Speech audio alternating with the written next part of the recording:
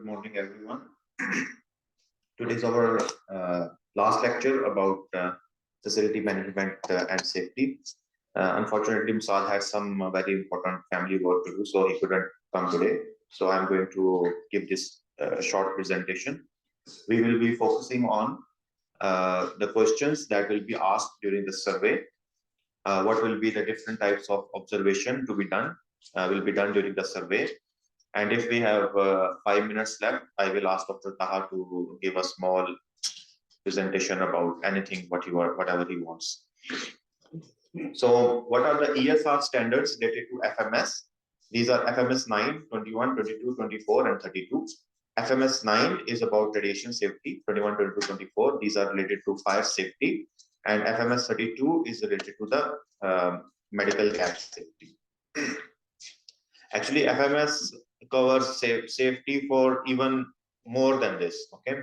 But for the essential safety requirements, these are the only standards that we will follow here. So what is going to happen on the day of the survey? On day of survey, the surveyor can ask the questions or do some observations in different areas. So for radiation safety, most importantly, he is going to visit the radiology department. Most of the questions, observations, reports, documents will be checked inside the radiology department itself. But of course, the questions can be asked inside the operating room and in the emergency room as well, because we are using some X-rays there also. As far as the field is concerned, the target department, this is kitchen and medical records. Exclusively in the kitchen, they will look for it, and also for the medical record. In the inpatient departments, ICU, male surgical ward, and OR, some staff interview can be done. In service area visit and in the emergency department, also questions can be asked about the fire safety. Medical gas safety, two areas mainly. It will be in the operating room and also the service area. Service area means the building department. So first of all, the radiation safety, which is FMS 9, if you forget everything about radiation safety, don't forget this ALARA principle. What is ALARA principle? It is about as low as reasonably achievable. So you can provide safety, radiation safety to the patient by following this principle. Low dose, as low as dose you will use, the more safe will be the patient. Okay. But of course, we have to follow more guiding principle as well. If we reduce the time of radiation, or maximize the distance from the source of radiation, or use the shielding while the radiations are being applied, so we are going to save ourselves and the patient. Shieldings, these include the lead aprons, the gowns, gloves, thyroid, and the gonadal shields. These questions will be asked about the shields. These can be asked inside the OR and inside the emergency room, that what type of different shields that you are using. And of course, another very important thing is use of the personal protective equipments. These include the respirators, which will reduce the hazard from the inhalational hazards. Protective clothing, whenever there's a radioactive material spill, so it will protect the skin and the hair.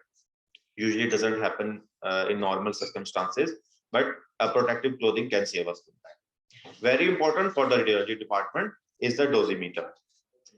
These alarming dosimeter, actually, what they do, they track the accumulated doses of the radiation inside their body. So these TLDs should be up to date.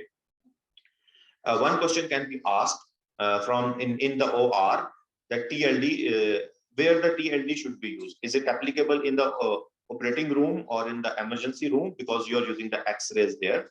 So the question is no.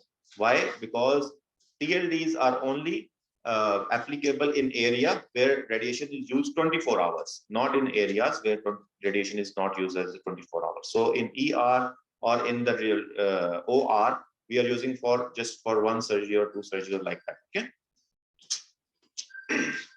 But of course, for the radiology department, TLDs will be checked and the certificates for shielding will be checked. Fire safety, a lot of training has been done, a lot of questions have been raised. Sorry, I wrote 23, but it is 21, 22, and 24 only. So what are the hazards inside the hospital? In an area, hospital area, what can be the hazard? The hazard, the most common thing is oxygen, because it takes up the fire very quickly, and the nitrous takes up the oxygen very quickly. So wherever these two gases are there, fire will be there. There are flammable chemicals which are present all over in the hospital, which can catch the fire. Patients who are smoking, this is unprecedented factor that can cause fire anytime, anywhere in the hospital. Kitchen and laundry, and the medical records, because these are the area where, of course, the real gas, the real fire is being used. And in the medical record, this contains a lot of electrical and the paper very close to each other. So at any time, any spark can cause a very big fire in this area. And in the laundry as well, because a lot of cloth is there, a lot of electricity is being used. For the purpose of knowledge, just a quick reminder, what are the three different types? There are four different types of fires, but we will focus on three fires. The class A fire, these are the dry fires, combustible like paper, wood, plastic. Class 2 fire or class B fires, these are like for grease, oil, paint, flammable liquid.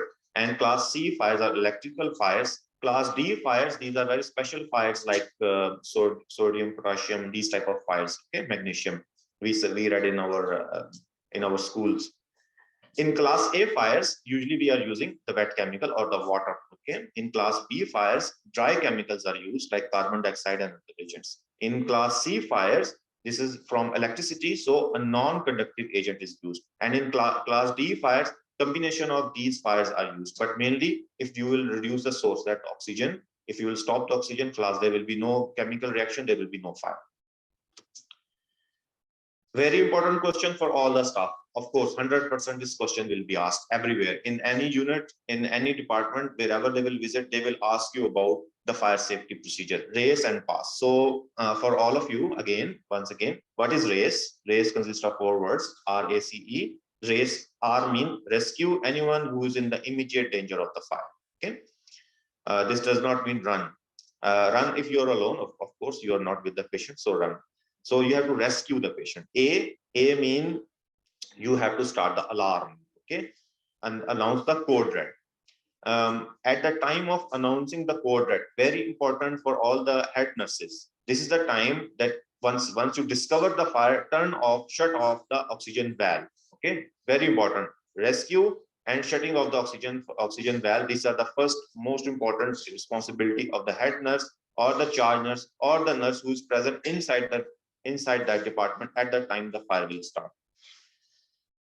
This question will be practically asked inside the units, inside the unit male surgical or medical ward, or maybe in the emergency department, to the head nurse, that please demonstrate how you actually turn off the oxygen shut valve. So make sure that there's no patient on the oxygen at that time. You will demonstrate this one. So this is for the nursing department. C mean confine the fire or contain the fire by closing all the doors in the fire area and closing the oxygen valve, of course. E mean that extinguishes. If it's a small fire, we try to extinguish it, or other way evacuate, and we try to leave that area. So this is about the race. Race mean again rescue. A mean alarm. C mean confine the fire. E mean extinguish the fire. Second thing is pass. Pass is about how to use the fire extinguisher. I told you about the four different types of the fire extinguishers, three different types of fire extinguishers mainly. So the principle is applicable to all these type of fire extinguisher. P means pull the pin. There's a pin inside the fire extinguisher. You need to take it out. A means aim. You hold the nozzle from the other hand and you aim it towards the fire. It is you stand usually 6 to 10 feet away from the fire. Then squeeze the handle. From the other hand, you squeeze the handle of the agent and then swipe right to left. This question will be asked from any physician, any nurse. Even this question can be asked from the security guard. Even this can be asked from the hospital director. Okay, so from hospital director to the cleaner, everyone should know about these two questions: race and pass. Very important. These are observations for the head nurses and for the security guys and all our FMS department people, they should know that there are going to be observations related to the fire alarms. Fire alarms are there, they are working, they are functional, there is no obstruction. Very important. Also, the oxygen shed valve, they are not obstructed. Okay, so please, Dr. Imam and all our leaders who are going to make rounds, make sure that fire alarms, fire and oxygen shed valves, they are not obstructed. There is nothing in front of them. They are empty. Fire sprinklers. You can see on top of you there is something like a sprinkler. Okay, so these fire sprinkler, and there is a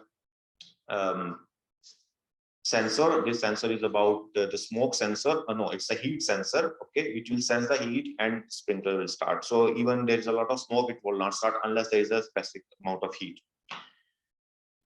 So they can ask you what is this and what is that.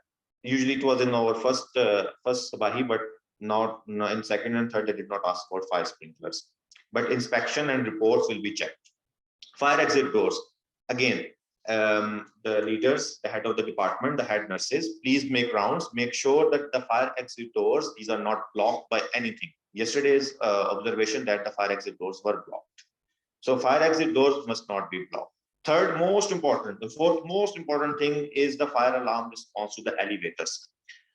You know, whenever there's a fire alarm is raised, the elevators will be automatically closed. Okay, so he will ask you, he will ask the question, in case the fire alarm is set on, what do you use, the stairs or the elevators? You will use the stairs, because once the alarm is raised, elevators will stop working. Okay, so you use the stairs.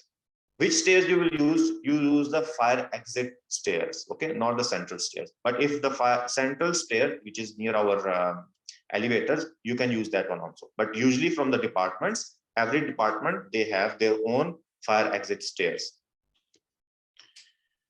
In addition, especially for Dr. Sabir and his team, hazardous, and also maybe this can be asked in the emergency department, is about the HAZMAT safety. HAZMAT safety. Yesterday we had, yesterday and day before we had rounds, and we observed that our physician and nurses have some confusion about the differentiating between high alert medication and the HAZMATs. Okay. High alert medication, again, I will just try to revise it. High alert medications are the medicines. Okay, these we prescribe them with the proper dose, with the proper time, proper duration. Okay, so there can be adverse reaction with that.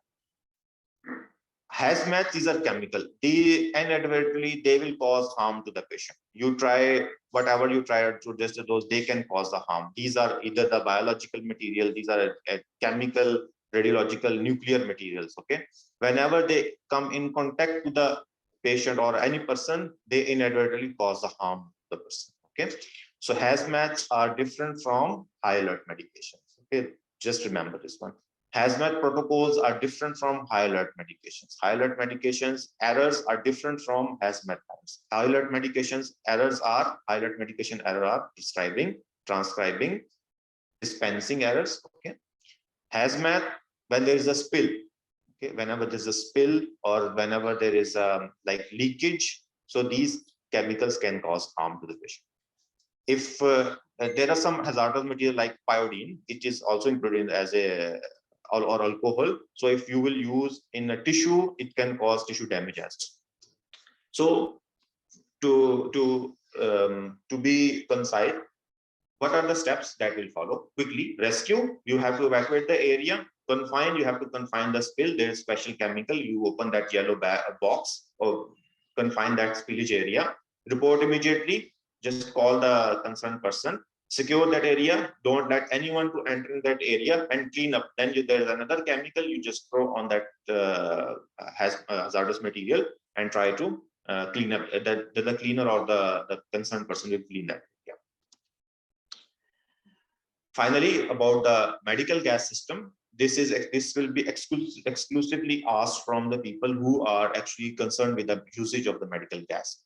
This will be questioned in the service area from the people who are arranging the oxygen cylinders, who are arranging the managing the medical gas pipes. For us, the most important thing is that the leaders and the head of the departments, the head nurses, They should make sure that the gas cylinders inside their department are properly secured in a specific area. They are not like one cylinder is there, other cylinder is there. No, there is a chain and there's an area where the oxygen cylinder should be secured. The question that are usually asked is related to the schedules for their schedule, the PPM and the reporting for the medical gas. Thank you very much, everyone. I hope a very best of luck to all.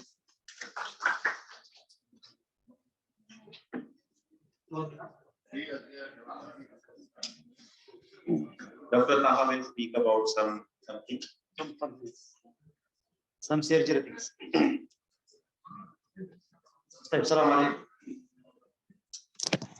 Sorry for that. We are putting more information in this 2-3 days. This is important. Because it's like we are reminding all the staff about ESR, essential safety requirements. Before we are best, before Sibahi, why the hospital best? We want to be best of the best, really. If you attend any committee with any higher authority, R1 or Mudiriya or MH, they are always thanks why the hospital by a lot of things. All the departments, they are thanked because they know how the situation, we are far away from Riyadh, but again, we are doing inshallah and best, inshallah will be best of the best. Regarding the infection control, I have 2 standards, IBC4 and IBC15. IBC4, forget, because I will do the 4, it's only documents and I'm ready for that. IBC15, it is mainly talk about the negative pressure in the hospital. The inspector, he wants from us to know, from all the physicians, that whether we know in the hospital there is negative pressure room or no. Yes, we have 2 negative pressure rooms in this hospital, one in ICU, second in the main medical. So I have 2 negative pressure rooms. Why this is? Because we want, he will ask you why you have in your hospital negative pressure room, because we want to prevent airborne infection. If any TB patient, COVID patient, MERS-CoV, we want to isolate them because we want to prevent. It is inside, negative.